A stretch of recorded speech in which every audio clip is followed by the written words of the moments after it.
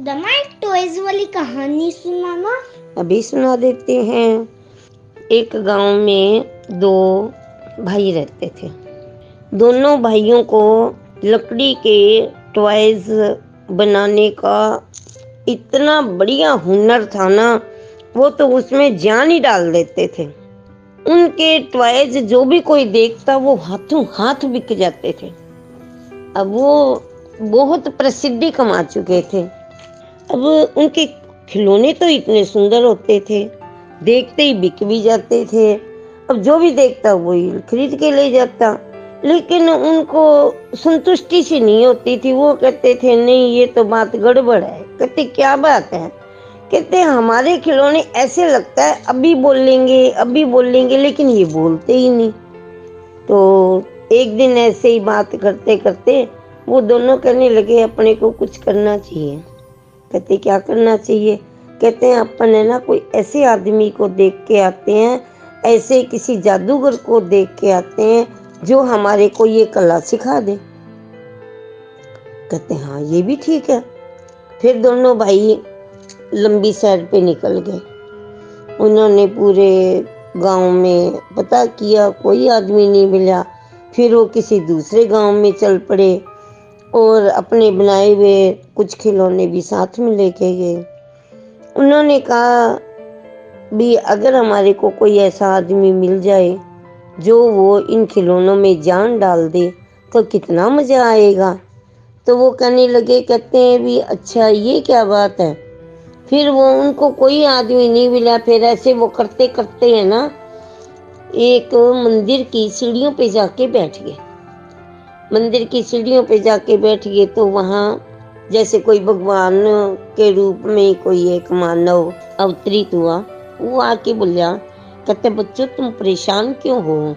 कहते हम परेशान इसलिए हैं कि हम खिलौने बनाने का काम करते हैं, हमारे को पैसे भी अच्छे मिल जाते हैं, लेकिन हम खुश नहीं हैं क्योंकि जो हमारे खिलौने हैं वो बोल तो सकते ही नहीं।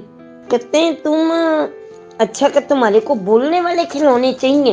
तो कहते हैं हाँ हमारे को बोलने वाले खिलौने चाहिए। तो कहते हैं ठीक है, मैं तुम्हारे को एक आदमी का पता बताता हूँ। उसके पास खिलौने के अंदर फिट करने की एक मशीन है।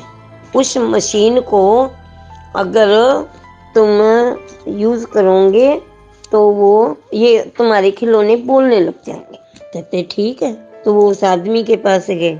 उस आदमी को कहा भी हमारे को तुम ऐसी कला सिखाओ। फिर उसने उनको कला सिखा दी, पर उसने एक बात ऐसे बताई कि तुम इसका अगर गलत उपयोग करोगे तो तुम्हारे को नुकसान झेलना पड़ सकता है। इसका सिर्फ और सिर्फ बच्चों को हंसाने के लिए, बच्चों के मनोरंजन के लिए ही यूज़ करना। अगर तुम इसका मिस यूज़ करोगे, गलत उपयोग करोगे, गलत काम के लिए उपयोग करोगे तो तुम्हारे को पछताना बहुत पड़ेगा। कहते ठीक है। अब धीरे धीरे करते करते उन्होंने खिलौने बनाने शुरू किए। जो वो उसके अंदर बैटरी डालते, वो उसके अंदर वो मशीन लगा देते तो वो बोलने लगती। तो उनको बहुत इस बात से आश्चर्य भी हुआ, खुशी भी हुई, लेकिन धीरे धीरे करते करते उनको प्राउड हो गया, यानी घमंड आ गया कि हम ही हैं जो हम ऐसा खिलौना बना सकते हैं जो मानव की आवाज़ में बोल सकता है, चल सकता है, उड़ सकता है। कहने लगे अब तो हमें बहुत अच्छा राजा से इनाम मिलने वाला है। तो उसने एक भाई बोला नहीं भैया, अपन ऐसा कोई काम नहीं करेंगे, अपन तो सिर्फ प्रसिद्धि ही कमाएंगे, हम तो सिर्फ खिलौने बनाएंगे और बेचेंगे। बड़े वाला कहता है नहीं, कहता है मैं एक काम करता हूँ, मैं ये जो कबूतर हैं या कोई तोता है, इसको मैं कहता हूँ भी राजा के कोष में से या राजा के महल में से हार चुरा कर लाओ, आज ये चुरा कर लाओ, आज मोती चुरा कर लाओ, आज कोई हीरा जवाहरात चुरा के लाओ। तो ये लाएगा या नहीं लाएगा वो देखते हैं। तो उसने भेज दिया। वो तो कबूतर तो गया और रोशनदान में से जाके और मोतियों का हार चुरा के ले आया।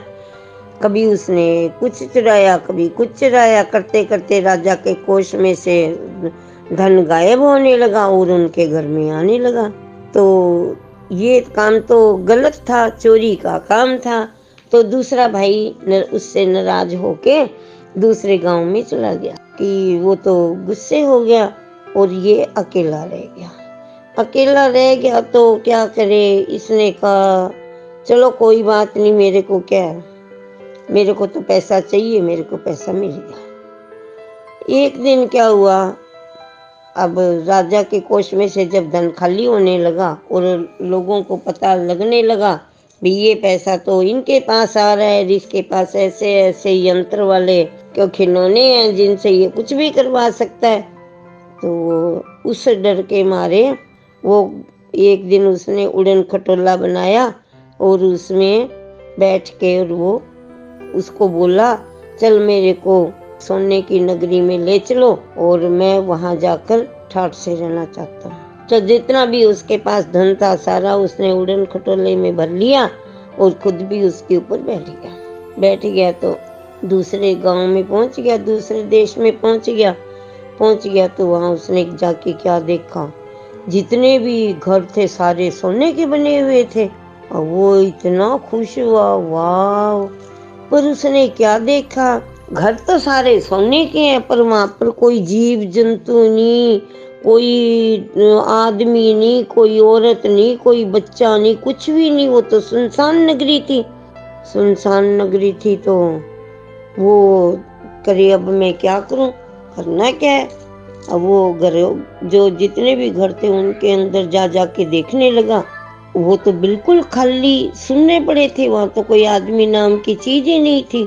उसने कहा हे भगवान अब क्या हो गया, मैं तो गलत जगह पे आ गया, अब यहाँ तो मेरा दिल ही नहीं लगेगा, मेरे को कोई खाने के लिए चीज भी नहीं मिलेगी। और फिर वो तो जो उसका उड़न खटोला था वो तो उड़ गया था। अब तो वो वहां पर सुनसान नगर में अकेला रह गया। अब वो पछताने लगा, कहते हे भगवान मैंने ये क्या कर दिया। अब तो उसका कोई इलाज ही नहीं था।